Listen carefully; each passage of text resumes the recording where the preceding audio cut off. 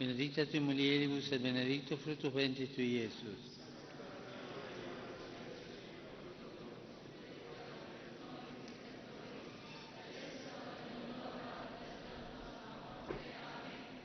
Ecce ancilla Domini.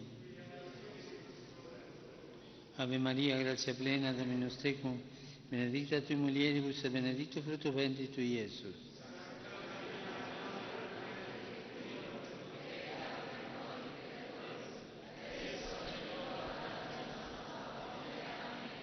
Verbum caro factum est. Ave Maria, grazia plena, Dominus tecum, benedicta tui mulieribus et benedictus fructus ventris tui, Iesus.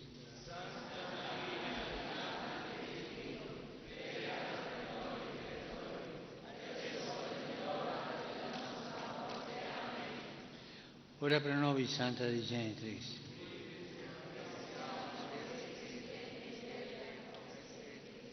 Grazie a Tua, quesumus Domine, mentibus nostris infunde, che Angelo Nunziante, Christi Fili Tui, incarnazione coniovium, per passione meius et crucem, a resurrezione gloriam perducamur, per Christum Dominum nostrum.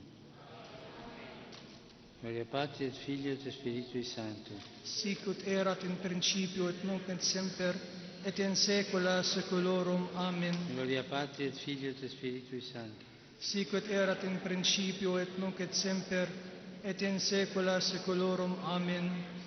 Gloria Patri et Filio et Spiritui Sancto.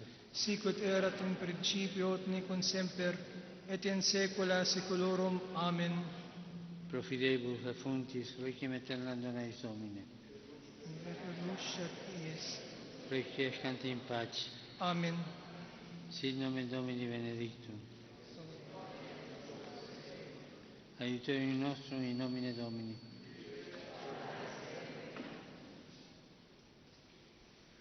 Benedicat vos omnipotens Deus, Pater et Filius et Spiritus Sanctus. Amen. بعد تلاوة التبشير الملاكي